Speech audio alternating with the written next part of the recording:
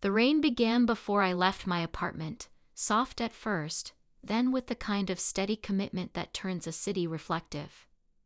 Sidewalks glossed over, cabs hissed through puddles, and my window sparked with the red and white of brake lights stacked along the avenue.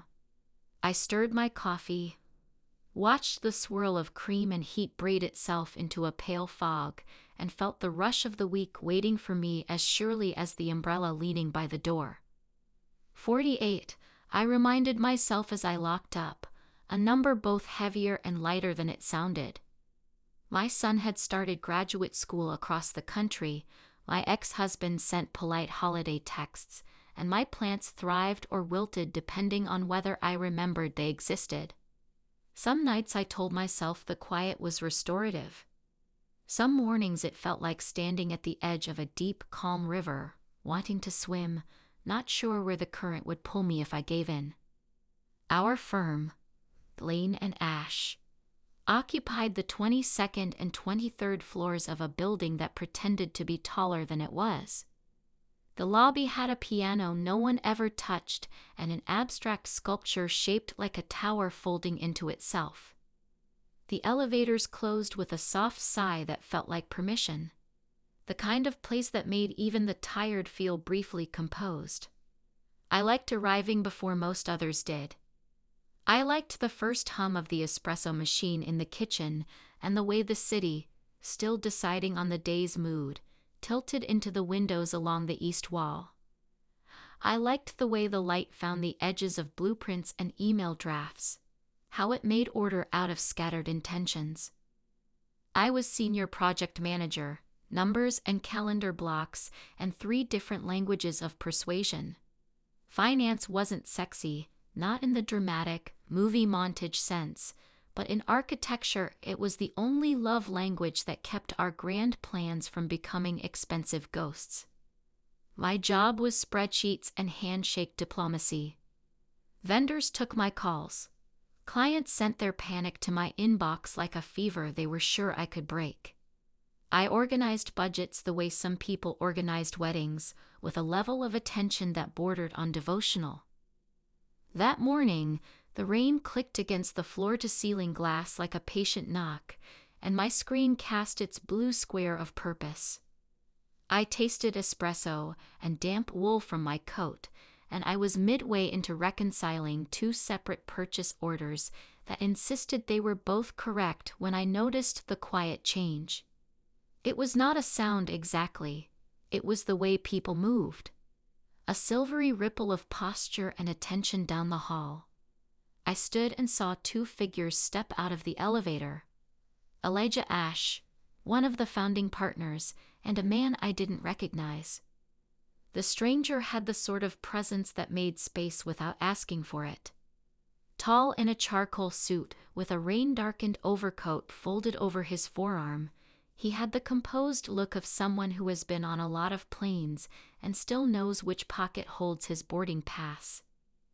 His hair had surrendered to a soft gray at the temples in a way that suited him. He walked like a decision made an hour ago and already half implemented.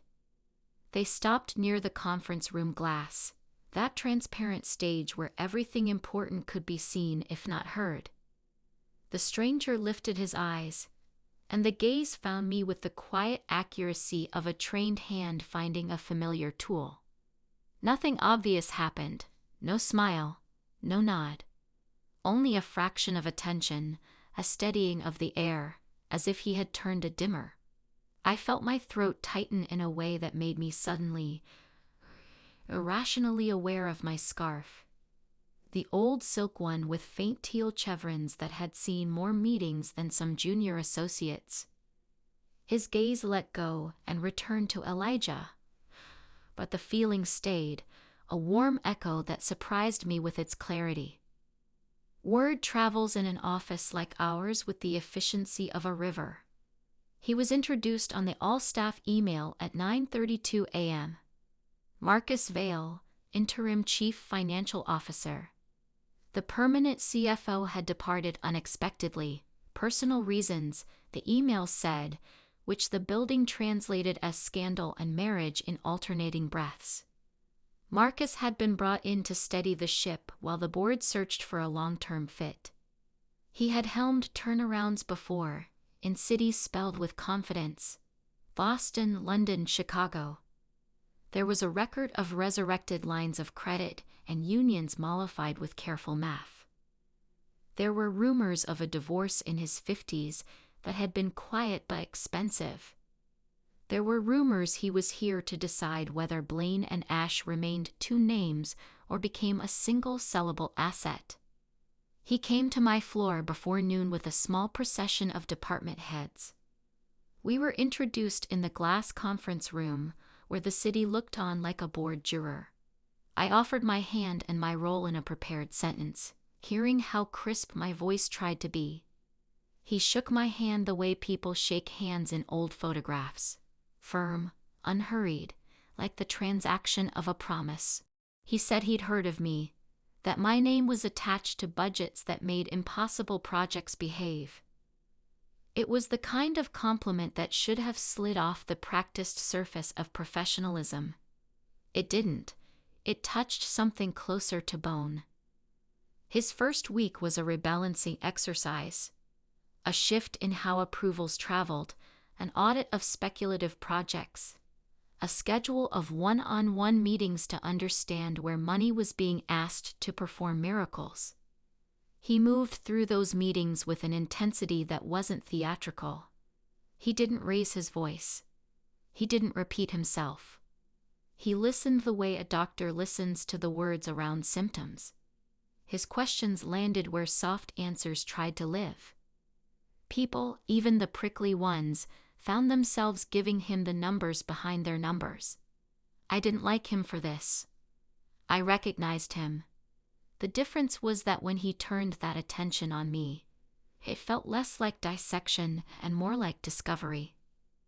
We were assigned, predictably, to the same storm, a municipal project with a name meant to appease taxpayers: the Riverbend Civic Atrium. It was a beautiful concept: a glass and steel nave over a public market, a second-floor gallery that would hold community events, and a series of small studios for local artisans subsidized by the city. It was also a financial Frankenstein stitched together from grants, escrowed developer fees, and philanthropic pledges that had started to drift out of alignment. A leak had sprung somewhere in the confidence pipeline. We had 6 weeks to stabilize the project or admit, in language calibrated to sound responsible, that the atrium would be redesigned into something less ambitious and less expensive, which is to say, less worth building. We began with a schedule of working sessions that kept ending later than planned. He arrived with notes written in a narrow hand and a stainless steel travel mug that always seemed pleasantly warm in his palm. He would ask me to walk through the vendor compression plan, and I would explain how we could stagger certain deliveries without incurring storage penalties, how we could renegotiate payment schedules to keep the subs from walking. When I described the tricky faith of it, the balancing of promises and skepticism, I heard myself say it like a confession. He absorbed it without flinching. He told me I had a talent for getting people to do the right thing for reasons they thought were their own. He said it like an observation, not flattery, and it landed in that same private place his first compliment had found. We never pretended we weren't aware of the attention. The floor had a way of glancing and then pretending not to. The younger staff watched us pass with expressions that were all cheekbone and curiosity. My closest friend there, Kala from legal, arched an eyebrow over lunch one day and remarked that some in the office believed our late nights were the kind of late nights that turn into whispered stories. I told her there was nothing to tell, and I heard the softness in my denial like fat in a sauce. Undeniable once noticed. Kala smiled like a woman who had been 48 and busy and lonely at the same time. The first time I understood the extent of our complicity was at an evening meeting that went later than either of us intended. The rain had returned, the kind that blurs taillights into rubies, and the office had emptied in that haphazard way it does, leaving behind a trail of coffee cups and jackets draped on chairs like sleeping animals. We sat across from each other in the small war room, the one with paper taped across an entire wall and post-its migrating like a weather system. I was explaining the cost-benefit of swapping a particular steel supplier when the lights dimmed to their night setting, motion sensors unsatisfied by the minimal movement of two bodies at rest. The sudden gentleness of the space made my voice fall to match it. In the hush, the elevator hummed somewhere on another floor. A jazz melody, faint and shapeless, floated from someone's speaker left on in an adjacent office. He leaned back and let the chair frame find its limit. He told me softly that he respected the calm with which I navigated chaos. He said he knew something about that kind of calm. He meant it as acknowledgement, and I heard it as kinship. The air shifted around us with the subtlety of a tide. On his face, there was a weariness so private I felt I had no right to see it. I told him I knew the look. He asked me, not with words, what look I meant. I described the way a person's expression changes when they're the last anchor, and they're not sure what they're anchoring anymore. I watched that land, watched it be accepted. He didn't deny it. He didn't turn it into banter. He merely thanked me with his eyes and let silence do the work of intimacy. When he suggested we grab a quick dinner to continue the discussion, just a business dinner, he said, a line that was supposed to be a boundary. I nodded before logic could vote. He hesitated in that doorway moment and watched me as if the yes had surprised him too. In the elevator, our reflections stood next to each other in the stainless steel, newly acquainted, already implicated. I had a sudden awareness of the inches between our shoulders, the exact temperature of the air. In the lobby, a security guard raised a friendly hand and returned to his novel. The building breathed. The restaurant was nearby, lit like the cave of a reasonable god. Nothing too bright, everything flattering. The host knew him, which told me about the circles he had frequented during late months in this city. We took a small table along the wall. He didn't rush the ordering, but he didn't drag it out either. He listened to my suggestion of something simple, and he looked relieved. He said he had done the expensive dinners that tasted like expense and little else. We laughed quietly at that. I told him in fewer words than I'd used for years that I had been married for 22 years and had spent the last 3 learning how to be a person again. He told me the arithmetic of his past without the ornament of bitterness. We were careful with what we revealed and careless with how easy it suddenly felt to reveal it. There was a point midway through a shared dish where I realized our hands had begun to speak in small increments. Fingers adjusting cutlery in semi-conversation, gestures that repeated, a choreography of listening. When the check came, he reached for it with the simplicity of a man raised to make certain gestures without performance. I thanked him and meant it. He said my thanks wasn't necessary and meant that too. Outside, the rain had softened into the wet breath of the city. He offered his umbrella. I said we were going in the same direction anyway, and we were. We did not touch, not then. I was aware of the possibility of touch the way one is aware of the edge of a pool in the dark, the proximity to water. We reached the building lobby and stopped in a space that smelled faintly of marble and machine oil. He said it had been a productive dinner. I agreed and smiled at the word productive. How it seemed both true and insufficient. The elevator doors parted. We didn't move until they threatened to swallow emptiness. In the mirrored ceiling above us, 2 adults stared up like strangers who had just decided they might recognize each other. We returned to the work as if nothing in the air had altered. The Riverbend budget stabilized, then shifted in a way that told me stability would require vigilance. 2 philanthropic pledges required financing. A vendor tried to reclaim a discount by invoking a clause buried in an appendix. I spoke to him with a steadiness I saved for crises in children. He relented because I left him no room not to. The city liaison sent a late email thick with insinuation and panic. I drafted a response that read like a hand on a shoulder. I felt his presence before I saw him. Marcus, standing in the doorway of my office while I typed, watching how my face changed with each sentence I coaxed into being. He said he liked the way I made nouns do the heavy lifting and set aside adjectives for emergencies. I teased him by saying he sounded like a man who had once loved poetry. He didn't deny it. The crisis found us the way storms find certain fields, deliberately, as if the field invited it. Someone leaked a draft of our internal risk memo to the press. A memo in which we had outlined uncomfortable truths about the atrium's vulnerabilities. A blog ran with it. A councilman who never missed a chance to be righteously loud called us mismanagers in a video that reached board phones during lunch hour. The story grew branches. Donors might flee.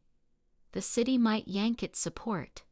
Blaine and Ash might be merging with a bigger firm that would scrap the civic work in favor of safer corporate contracts. The phones moved from ringing to glowing like small alarms. HR sent a reminder about social media conduct in a tone that could double as a veiled threat. The head of PR, a woman with knives in her smile and a toddler at home who enjoyed throwing pasta at walls, convened a task force. Suddenly, every meeting had the word narrative, and the word had the weight of an accusation. We were called to the boardroom. The glass walls didn't care. They had seen worse. Elijah looked as if he had slept in his suit and then ironed it with his body. The partners spoke in that compressed way partnerships make people speak. Agreement made to resemble debate. Marcus asked for the floor with the soft insistence of a man taking the wheel in weather. He explained the memo for what it was, internal diligence expressed in its natural habitat. He pointed out, without speaking it like a lesson, that the leak was the impropriety, not the caution. He described the fix we had already begun. The vendor adjustments, the renegotiated pledges, the cost offsets we could realize without gutting what made the atrium meaningful. He asked that we stop apologizing for doing our jobs well, and that we return to doing them well in public too. He did not raise his voice. He found my eyes once while he spoke, not for permission, but for witness. It steadied me more than it should have. We left with assignments, each of us a small piece in a frantic engine. In the hallway afterward, beneath the hush of returned jazz in a neighboring suite, he asked if I was all right. I said yes, and I said it with the confidence of a person who had been all right through much worse than this. He smiled, felt into the truth of that, and told me there would be questions neither of us would enjoy. He was right within a day. HR asked to speak to me about my proximity to the interim CFO. The word made me want to laugh inappropriately. The woman who asked had a sympathetic tilt to her head and the hard, tasked-out eyes of someone who had just wrangled 3 other crises before lunch. She asked about dinners, late meetings, whether we had established guardrails. She used the word optics in a way that made it sound simultaneously important and absurd. I said we had behaved professionally and would continue to do so. I said it calmly with my hands open on the table where she could see that I had nothing to hide. She looked relieved because she could check a box labeled addressed. As I left, a junior analyst from accounting scrolled quickly on her phone, pretending she hadn't seen me. People like to pretend, I thought. It makes them feel both safer and more interesting. The leak forced a different kind of closeness on us. We were on the phone at odd hours, parsing the city's new requirements, practicing patience with donors who suddenly discovered they had, in fact, misunderstood what they'd been supporting. On a Thursday night colored by thunderstorms, we found ourselves trapped briefly in the elevator when it paused between floors at 12 and 13, as if confused by superstition. The emergency light threw our faces into a softer register. He leaned against the rail, loosened his tie, and said that if he were a believer, he would imagine the city was instructing us to stop for once. I told him I might like to imagine that anyway. The cable shivered and began to move again, but the brief stop had done something the dinners and late meetings hadn't. It had reminded me that the infrastructures we rely on, metal, rumor bodies, are all subject to stutter. We didn't kiss, not then. We stood in that quiet as the elevator resumed its hum, and looked at each other as if a sentence had been spoken. It felt like a bridge had been measured and not yet crossed. When the doors opened, a young engineer looked up and said something about how she thought the elevator had been stuck. I nodded and made a joking remark about poor maintenance contracts. Marcus added that he would look into it, although elevators were blessedly outside his purview. The engineer laughed the way young people laugh at older people they've decided to like. The second rumor hurt more, perhaps because it found a truth and exploited it. Someone suggested to a reporter that the leak had been orchestrated from the inside to force a merger, create a crisis, weaken the firm's civic credibility, make a sale more palatable. The someone was anonymous. The accusation had shape. I could feel its breath on my neck. It turned us all into suspects. It made eyes linger too long on closed doors. An architect I had respected for years made a remark in the break room about how finance people preferred blunt instruments to scalpels. Another, more peripheral, commented that interim executives were like storm chasers. You never knew if they were there to help or if they were there to sell the footage. Marcus absorbed the heat with a containment that impressed me even as it made me resent the need for it. He didn't defend himself loudly. He didn't perform innocence. He returned, instead, to the numbers, the minutes, the emails, the dumb proofs of good faith. He trusted me with the letters he drafted to board members and donors, asked for my edits with a humility that felt less like flattery and more like competence. We shared a language that did not require declarations. Still, tension has a way of asking for blood, and one evening it asked for ours. We were at the office later than seemed wise, the sky outside a dark so complete it swallowed its own reflections. He was at the whiteboard, rewriting the skeleton of the budget with a fury that stayed within the lines. I told him he was doing the kind of math people mistake for magic. He said he had spent 25 years breaking down the magic trick into the hand, and the coin and the moment of distraction where everyone stops watching the hand. Then he said he was tired. Not the performative tired of efficient men. The marrow deep kind that recognizes itself in another person. He looked at me as if I had become a mirror, and I saw it, the private fracture beneath the polished surface.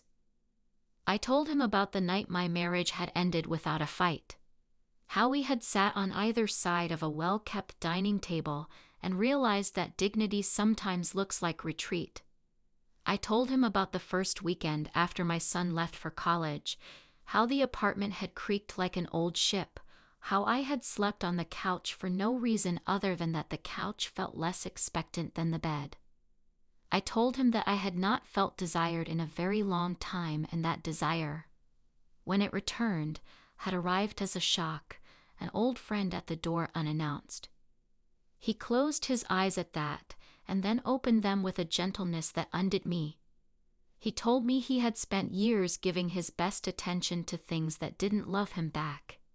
He said the math of it no longer made sense. We stood there in the hush where the HVAC murmured like distant surf.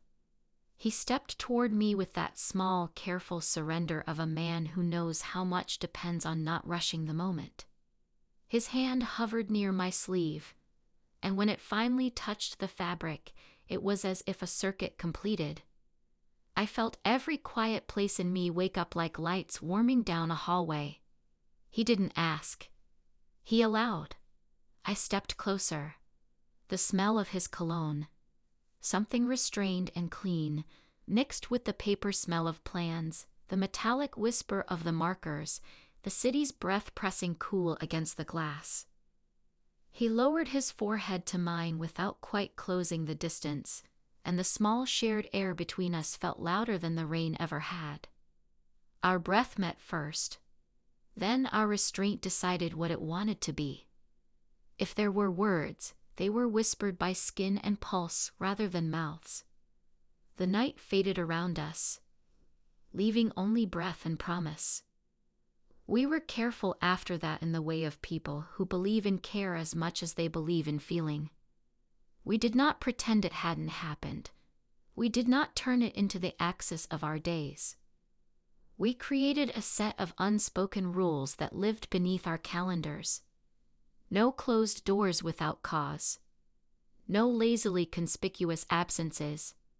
No touching in spaces where touch might become an invitation for someone else's narrative.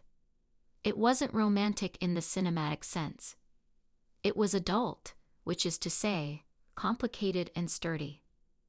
The merger talk matured into an invitation that could no longer be ignored. A larger firm wanted us, but only if we could produce a public win that proved our civic bona fides. The Riverbend atrium, bruised but living, became the proof. We presented our revised budget to the city council on a Tuesday night that smelled like rain and second chances. The chamber was filled with citizens whose faces were maps of familiar disappointments, delayed bus lines, cracked sidewalks, promises sold by smiling men and redeemed in fine print. I spoke like a woman who had learned not to waste words. Marcus stood behind me, a silent endorsement stronger than applause. When I explained how the atrium would pay for itself in energy savings by year 7, a woman in the second row nodded with the sharp appreciation of someone who had calculated a household budget down to pennies. When I described the subsidized studios and how artisans could finally afford a place that didn't ask them to choose between their work and their rent, I felt the room lean forward. If the leak had taught us anything, it was that you cannot defend a story with secrecy. You tell it better, or you watch it be told for you. The final vote came 2 weeks later, an approval wrapped in amendments but nonetheless a yes. Our phones lit up in that modern fireworks display of notifications. The blog that had flamed us before ran a grudging headline about accountability and community benefit. The councilman with volume for days posted a video outside the atrium site in which he said that rigorous scrutiny, meaning himself, had made the project better. The office exhaled with the relief that follows a fever. In the quieter days that followed, HR's posture softened. The rumor engines grew bored and found new fuel in a junior designer's viral post about the ergonomics of chairs. The merger remained a possibility without the panic that had once nipped at it. We returned to our daily devotions, emails, budgets, meetings punctuated by the clean snap of binders closing. In that simplicity, something sweeter emerged. We learned the small facts that don't make resumes. His preference for one particular kind of tea when the afternoon bent toward fatigue, my habit of underlining sentences in library books with a ghostly pencil that could be erased with a sigh. He walked me to the elevator some evenings with a hand that never guided so much as accompanied. I found a rhythm to my days that surprised me with its lack of dread. Our private connection did not require more proof than it already had, but it found it anyway in a weekend conference upstate where our firm presented on public-private partnerships. The conference hotel was a glass box posed above a lake. The room smelled of new carpet and ambition. Panels were held in rooms with names like Maple and Sycamore.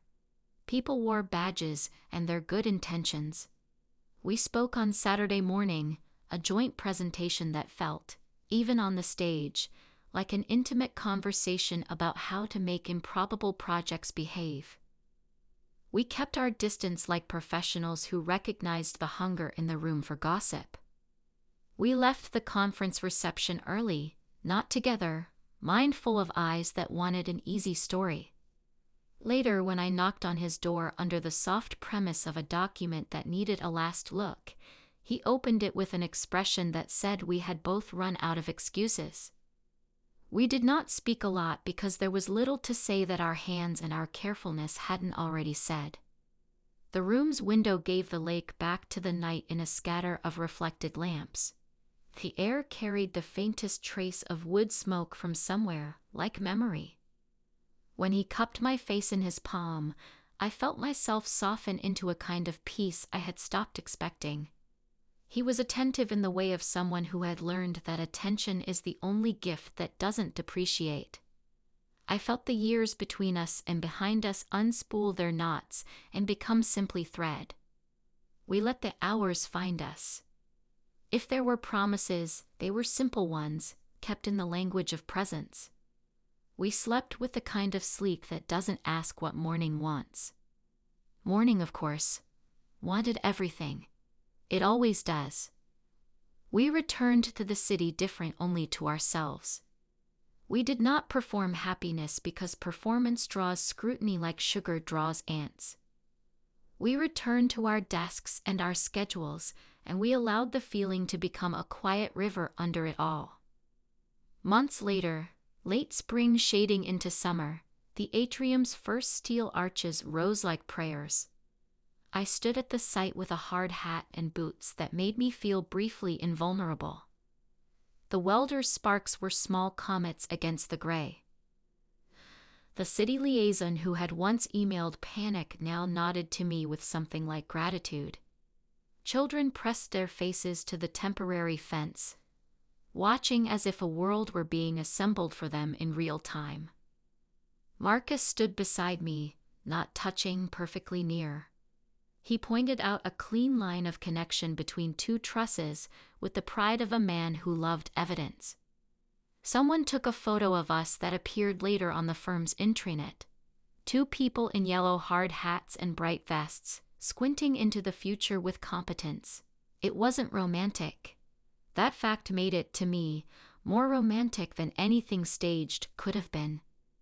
In the office, work mellowed into the kind of rhythm that makes the day's edges softer. The merger decision was postponed, then reframed as a strategic partnership that would let us borrow resources without losing our name. It was the kind of compromise you learn to respect when youth's appetite for glorious wins has shrunken into adulthood's appetite for durable outcomes. We kept what we had with the attention it asked for. Some evenings we walked separately to a quiet bar 3 blocks away, the kind with a bartender who remembered faces and a piano that sometimes woke itself to life under a stranger's hands. We sat at adjacent tables until it became clear they were one table. We talked about everything and nothing, about music that had meant something once and still did, about the taste of tomatoes in August, about whether people ever become easier or simply more themselves. He told me he had started to sleep again, and I believed him because I recognized the look of a man no longer counting mistakes at 2 in the morning. I told him my plants were all thriving. I meant the symbol and the water both. On an evening soft with heat, he said he would be asked by the board to stay past interim. He said it uncertainly, as if the proposal itself might dissolve if he sounded too sure of it. I told him I thought the firm would be lucky and the project safer. He asked whether I believed we were building something that could stand. I didn't ask whether he meant the atrium or us. I told him yes in a voice that surprised me with its steadiness. I told him there would be gossip sometimes and days that wanted to make us doubt. I told him that doubt was not a verdict, only a weather pattern, and that we had learned how to work in rain. The night settled around the windows. The city lights blinked their slow Morse. The office above us dimmed one row of fluorescents at a time, a reverse sunrise.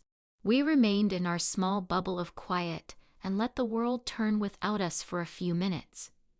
He reached across the table and slid his palm against mine, not claiming, simply arriving. The pulse in my wrist answered, a small yes in a language older than any of this. Several months later, September, warm then abruptly cold, the atrium opened to the public. The mayor cut a ribbon and said words that had been written for him by someone who thought about verbs. The artisans moved into their studios with the careful joy of people placing their lives on shelves, one practical object at a time. Children ran across the polished floor and discovered that their footsteps echoed in a way that made them laugh. The light found every edge it could and made a cathedral out of a market. I watched one woman touch the glass with her fingertips, as if to test the reality of it, and then simply lean there the way you lean against something that can hold you. In the days after, I slept more deeply than I had in years. I woke before my alarm, not because of panic, but because there was something I wanted to get to. The coffee tasted less like armor and more like warmth. I learned to leave the office before the night made a claim on me and discovered the city's other shapes. The late glow of little restaurants where everyone looks like a secret, the park's careless generosity with its quiet, the way jazz drifts from an open window like an invitation. I discovered that I liked choosing skincare products with scents I couldn't name, that I liked cooking for two again, even when the second person couldn't arrive until 9:30. We did not declare that we were in love. We behaved as if we were, which is how adults declare things. We arrived for each other's small victories, the ones that don't fit neatly in a meeting agenda. His first Sunday where he read a novel straight through, without thinking about a spreadsheet hiding inside it. My decision to replace the couch where I had slept through that first lonely weekend with something neither of us would use as a life raft. We said goodnight in hallways and elevators, and sometimes in doorways where we kissed like the promise was in the restraint. The rumor mill spun and then quieted and then spun again. We let it because it is easier to let wind be wind than to chastise it for blowing. On a winter afternoon when the sun set far too early and the city dressed itself in a glassy cold, I stood in our office, looking out at the late skyline. The atrium's arch caught the last light and held it like a bowl. I thought of the morning months ago when I had watched rain slick the streets and planned my day around problems that now seemed like learning. I heard footsteps and felt, before I saw him, the presence that by then could find me in any room. He stood by the window, his reflection a familiar echo. He said nothing at first. Then he told me that we had done well. He meant the project. He meant the months. He meant the distance we had learned to cross without maps. Told him that I had once thought this kind of contentment belonged to people who had always been better at being people than I was. He laughed softly and said he had always suspected the opposite, that contentment belongs to those who can bear the waiting. We stood there while the office lights dimmed one by one behind us, the motion sensors acknowledging that two still figures were not enough to insist on brightness. He reached for my hand. I let my fingers nestle into his palm, as if we had been doing this forever. We watched the city settle into itself, and I felt that settling inside my own body, a small and private homecoming. The rumors would come and go. HR would send another memo about optics someday. A project would falter and require rescue. Another would surprise us with its ease. People would arrive and leave. Windows would be cleaned and smudged and cleaned again. Seasons would change the flavor of the light. but the essential things, the sturdy, quiet things, would remain. The way he looked at me across a conference table, and I felt steadier for it. The way I could lean against a window at the end of a long day, and know that if I reached out, my hand would find his not by accident but by choice. The way love, when it finally came in a form we could accept, felt less like a thunderclap and more like a room we had built together that kept its promise of shelter. We left the office then, not together in the theatrical sense, but the way two people move through a city when they know where they're going, even if the route bends unexpectedly. The rain had begun again, light as breath. He lifted his umbrella. I stepped beneath it. We didn't speak. We didn't need to. The night held its patience. The elevator hummed faithfully behind us. The atrium's lights glowed like a low constellation. As we entered the wet sweetness of evening, the space between us was smaller than a heartbeat, and I moved anyway.